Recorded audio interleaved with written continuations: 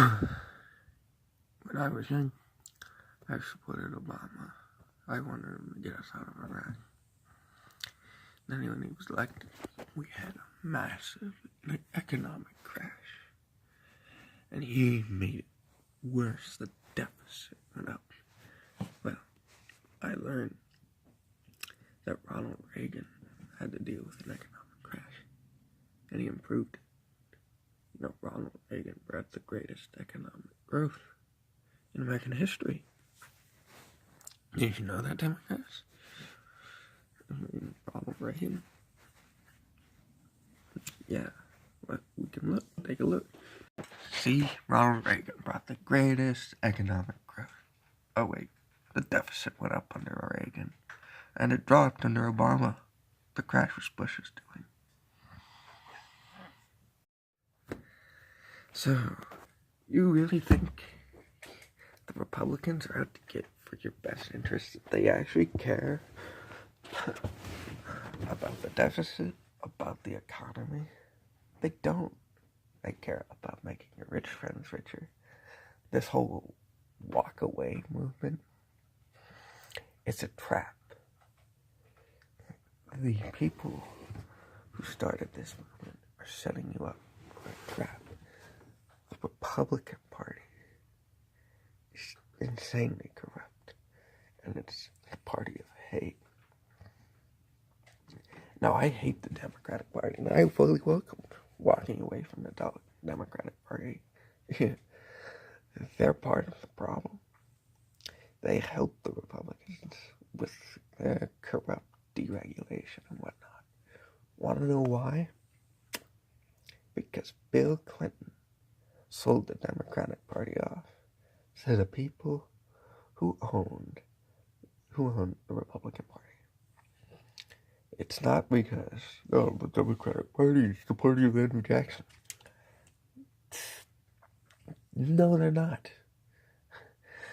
They stopped being the party of Andrew Jackson with FDR. And to some extent, Woodrow Wilson. And, Harry Truman and John F. Kennedy, they said, we're not the party of hate. We're the party of civil rights. And when the Democrats sold control of Congress, the Civil Rights Act passed. And from Truman to Carter, the Democratic Party was a party of liberal values. And then Bill Clinton sold the Democratic Party off to the people who own the Republican Party. Well, with the exception of the fossil fuel industries and NRA. Now, the Democratic Party is a neoliberal party helping the Republicans do every horrible thing they do. Guys, you're walking into a trap.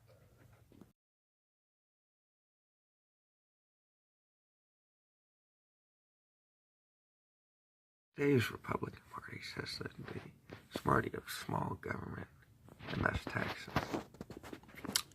Well, they're the party of tax cuts for the rich. They dropped the top marginal tax rate on the top income earners, yes. But in turn, that will raise taxes on us. Now, there will be like a temporary tax decrease on the little guy, but that's temporary. Those tax cuts for the rich, they're meant to last. And that's why, under Republican presidents, the deficit goes up, because they don't have the revenue and income to pay for stuff like trillions of dollars on wars. Republicans love the war machine and throwing all the big bucks away on wars instead of stuff that makes your life better, like basically like healthcare. We cut our defense budget in half. We could pay for universal healthcare, and we could pay for tuition-free college. We cut that. We can raise the minimum wage. We cut that in half. And there's all kinds of stuff we could pay for. But now. The Republicans love throwing money away on wars and the military. I want a strong military, but there's no reason. I'll pull up the defense budget. Giles' face. Anyways, the U.S. military, as we see, we spend more than all those other countries. We'd cut that in half, and we'd spend more than China. Now, I know what you idiot neo-cons will say. Oh, that's from TYT. They make shit up. Secular talk's part of TYT network. Well, look. All these other charts show the same thing. We spend more on defense than any other country, and we waste that money on wars. Not just that. Republicans say time and time again they're for small government. They're only for small government when it comes to their rich people. They don't want the government in their rich friends' money. They say they don't want the government in their money, but they're taking your money to give tax cuts to them and taking your money to spend on wars because the defense contractors fill their pockets. See, at least libertarians actually are for small government because they want they want the government out of everyone's pockets. And unlike Republicans, conservatives, neoconservatives, whatever, libertarians don't want the government at your wedding. They don't want the government to say you can't marry another man, you can't marry another woman. They don't want the government to tell you who you can and can't marry. Republicans and conservatives, they want the government to say you can only marry white people if you are white. White people of the opposite sex. I mean, when the Democrats were conservative, they did segregation. When Democrats were liberal, they ended segregation. The Republicans say you can't have a sex change. They don't want you to have a sex change. Back to same-sex marriage, George W. Bush. He tried to constitutionally ban same-sex marriage. He wanted a constitutional ban. I'll put a link to an article in the description. But the Republicans are the party of hate, as Cenk Uygur said. Today's Republican Party. Today, the party of Trump. And the libertarians don't want the government invading other countries. They don't want the government to say what you can and can't smoke. All Republicans want is the government to say, oh, you cannot tell people they can't buy military-grade weapons, or you can't tell my rich friends what they can and can't do with their money. Libertarians, with as much as I don't like libertarians because their position will actually make society more dangerous. Though they say, well, it might be free of tyranny. That there are some roles of the government that would protect citizens from other citizens, and we take all that out,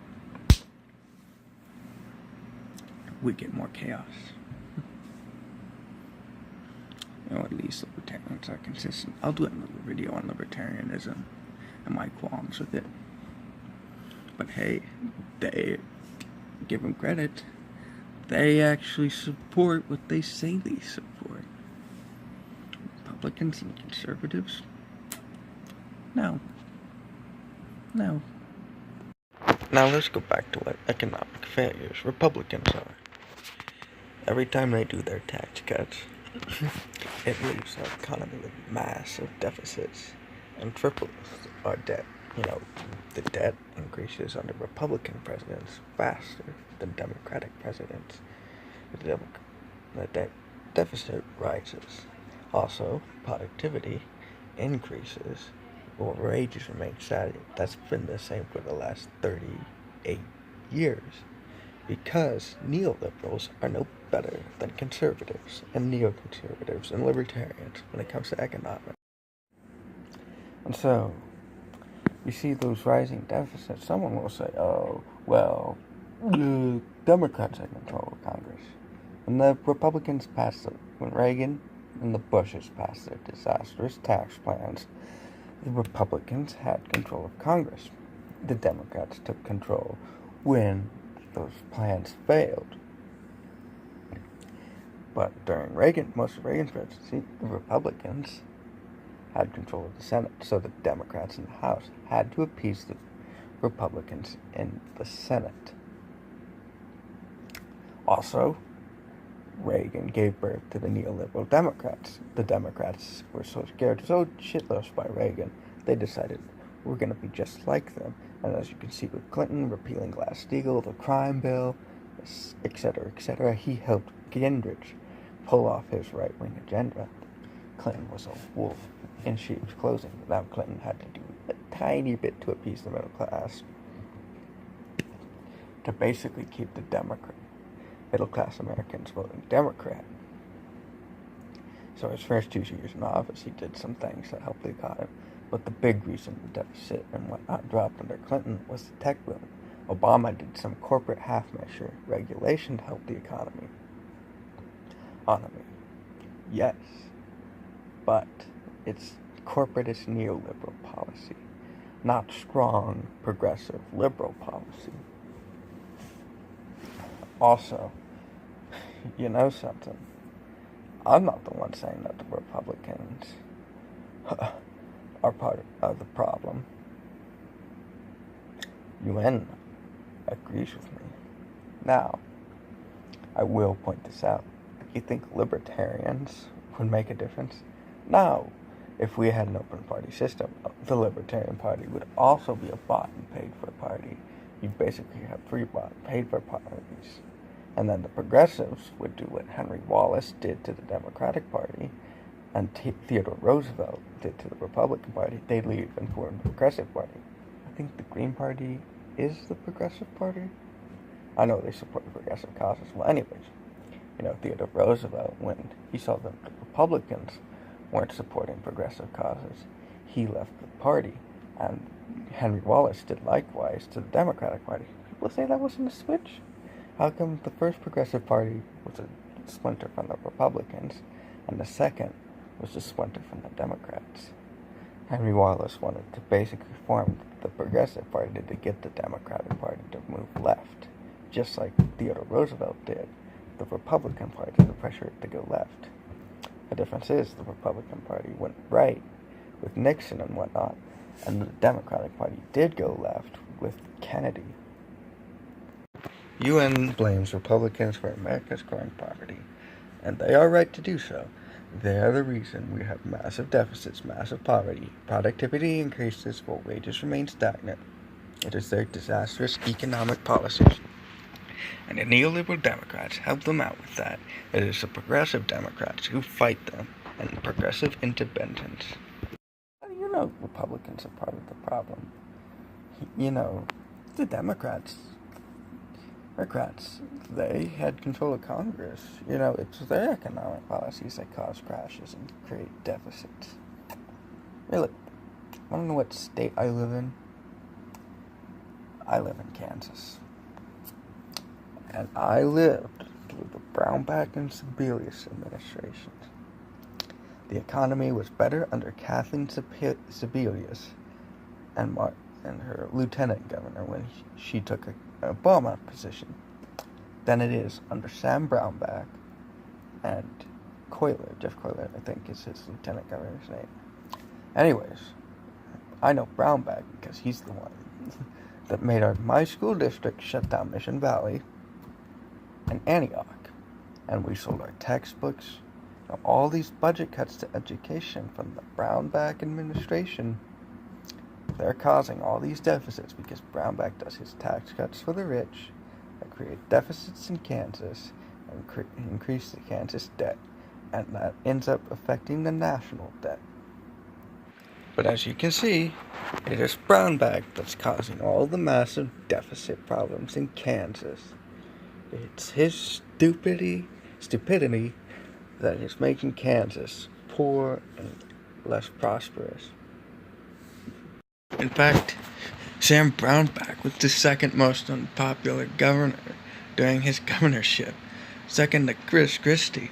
That's how bad of a governor he was. In 2012, Brownback signed a tax bill that would cut taxes on the rich for $3.7 billion over a 5-year period. Now, what did that do to Kansas?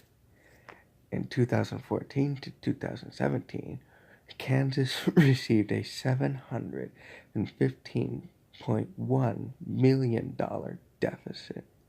Boy, that ought to hurt Kansas. Well, look at what the Republicans did. In a stunning blow to Brownback's legacy, Kansas legislators overrode the governor's veto in June to pass a bill reversing the income tax cuts that had come to haunt the state and mark Brownback's governorship. A deeply Republican state legislator overrode a tax cut bill by Brownback. Oh boy. And just look at what he did to education. We now need $893 million needed to fix schools in Kansas because of his stupid tax cuts. He cut education by $44.5 million. And you know what that did? Kansas school districts had to close down schools, sell the property.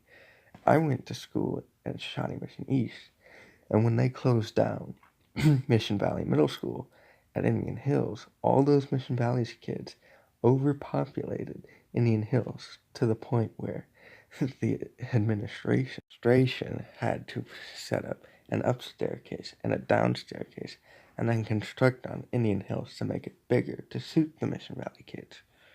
And now that's a retirement home because SMSD sold the property. You know, with as much as I hate Trump, I'm glad he did one thing. He made sure Kansas no longer had to put up with Brownback because he gave Brownback an administration position, which I will talk about in a later video. One he's completely unfit for, but Kansas Governor Brownback will leave Kansas for a job in the Trump administration, which he just recently got thanks to Mike Pence's tie-breaking vote. Now, Jeff Collier is our governor. But yeah, Democrats and Libertarians suck, but they don't suck anywhere near as bad as Republicans. Like, share, subscribe. I talk about politics and any other subject, movies, video games, so any conservatives and libertarians, and even neoliberals, will find content they'll like. And fuck you, Brownback. Worst governor ever. To hell with you. Cy Hill, Tim Horn, and Uncorrupted Report will love this picture of Kyle.